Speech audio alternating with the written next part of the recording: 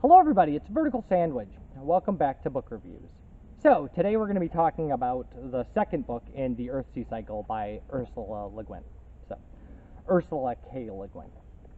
Now, there won't be any spoilers for the previous book because this book is kind of a standalone book itself. So, but I will talk about the first book as a kind of way of comparison, probably just now and then never again. So the first book is the coming-of-age story of Ged, and the second book is actually a coming-of-age story of Tanar. And the premise for kind of Tanar, in fact, all of these stories, now that I think about it, every story in this cycle so far, I've read 4 of them, has been a coming-of-age story for a different character. Make of that what you will. Now, Tanar is the suspected reincarnation of the head priestess of these ancient gods called the Nameless Ones. And she's taken from her home at the age of 5. She was born at the approximate time of the death of the previous priestess.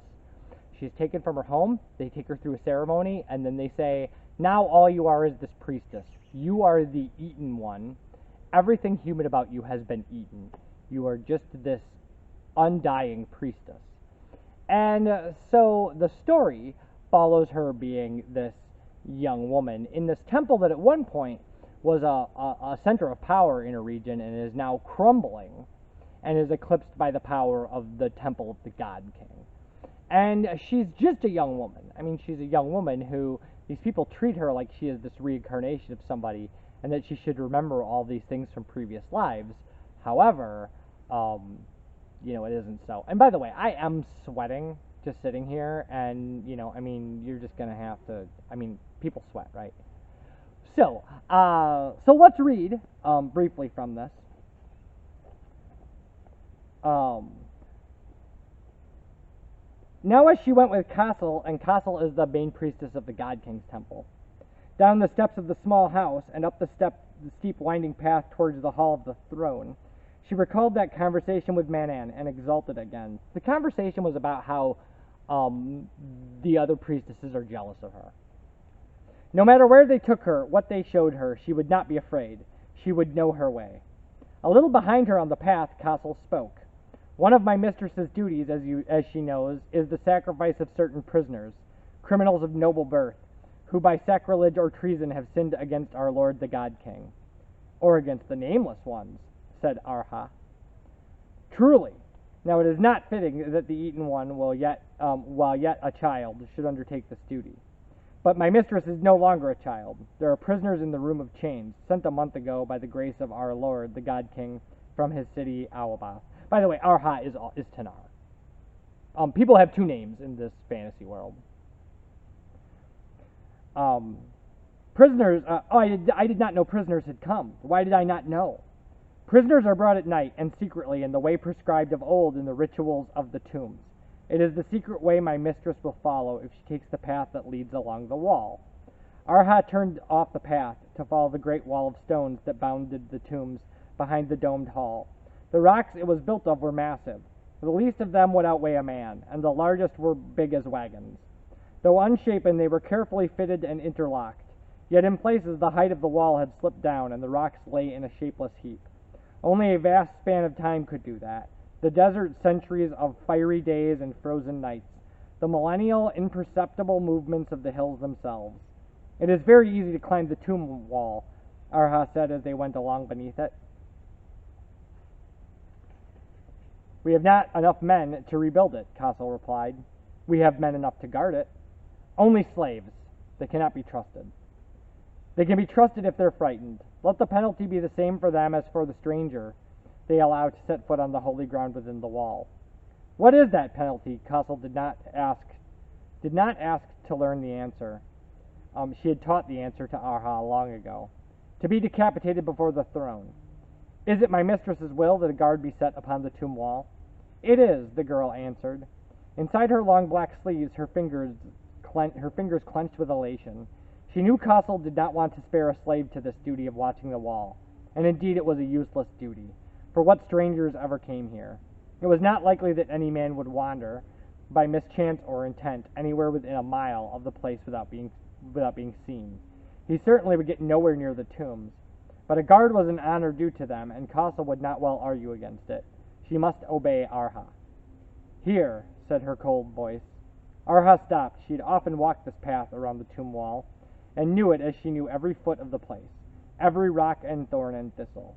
The great rock wall reared up thrice her height to the left. To the right the hills shelved away into a shallow, arid valley, which soon rose again towards the foothills of the western range. She looked over all the ground nearby and saw nothing that she had not seen before. "Under the red rocks, mistress." A few yards down the slope, an outcropping of red lava made a stair or little cliff in the hill. When she went down to it and stood on the level before it, facing the rocks, Arha realized that they looked like a rough doorway, 4 feet high. What must be done? She had learned long ago that in the holy places it is no use trying to open a door until you know how the door is opened. "My mistress has all the keys to the dark places." Since the rite of her coming of age, Arha had worn only her belt, or had worn on her belt an iron ring on which hung a little dagger, and 13 keys, some long and heavy, some small as fishhooks. She lifted the ring and spread the keys. "That one," Castle said, pointing, and then placed her thick forefinger on a crevice between 2 long, pitted rock surfaces. The key, a long shaft of iron with 2 ornate wards, entered the crevice. Arha turned it to the left, using both hands, for it was stiff to move, yet it turned smoothly. Now, together. Together they pushed at the rough rock wall to the left of the keyhole. Heavily, but without catch and with very little noise, an uneven section of the red rock moved inward until a narrow slit was open. Inside it was blackness. Arha stood and entered. Castle, a heavy woman heavily clothed, had to squeeze through the narrow opening. As soon as she was inside, she backed against the door and, straining, pushed it shut. It was absolutely black. There was no light. The dark seemed to press like wet felt upon the open eyes. They crouched, almost doubled over, for the place they stood in was not 4 feet high, and so narrow that Arha's groping hand touched damp rock at once, to right and left. "Did you bring a light?" she whispered as one does in the dark. "I brought no light," Castle replied behind her. Castle's voice too was lowered, but it had an odd sound to it, as if she were smiling. Castle never smiled. Arha's heart jumped, the blood pounded in her throat. She said to herself fiercely, "This is my place, I belong here, I will not be afraid." Aloud she said nothing. She started forward. There was only one way to go. It went into the hill and downward. Castle followed, breathing heavily, her garments brushing and scraping against rock and earth. So anyway, so this ends up being the Undertomb, a place where you can only go in the darkness. And the Undertomb leads to a labyrinth. By the way, Arha is the name given to her as the priestess. Tanar is the name given to her as a child. And it actually becomes her, her actual name, kind of through later stories, and by the end of this one. So when I talk about her as Tanar, her name is Arha, until she is kind of remembers or is given back the name that she was given as a child, which is Tanar. That's the way that works, and Tanar becomes her, sacred name. And she ends up exploring these tombs, and there are prisoners down there, and she is asked what to do with them, and she decides to starve them to death and then bury them in unmarked graves.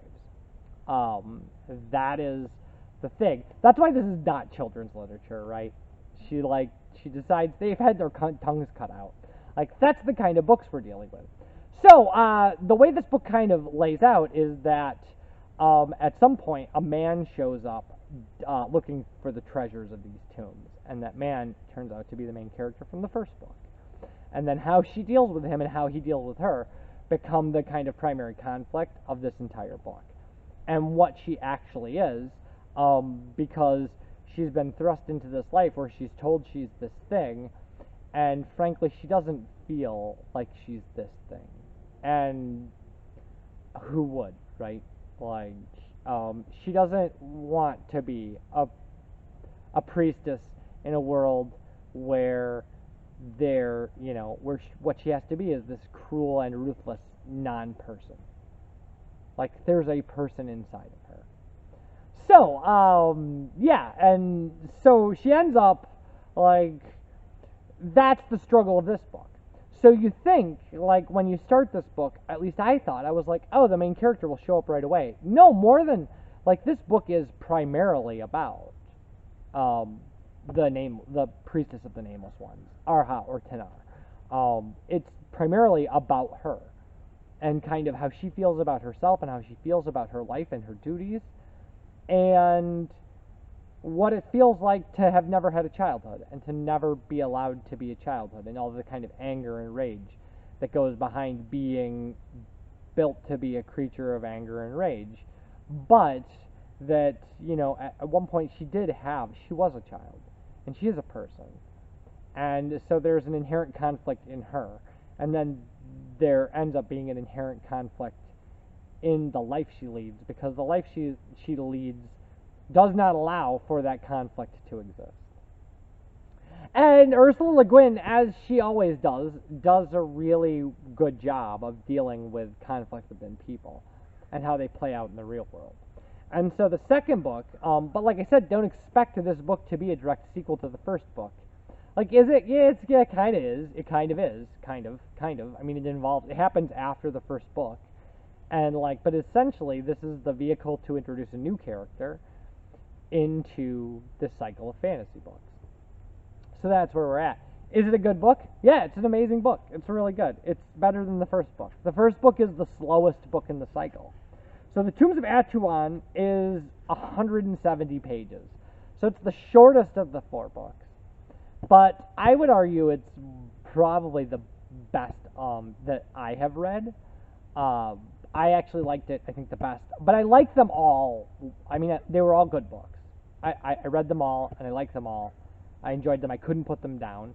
So as far as fantasy books, yeah, I really suggest these. They're super quick reads.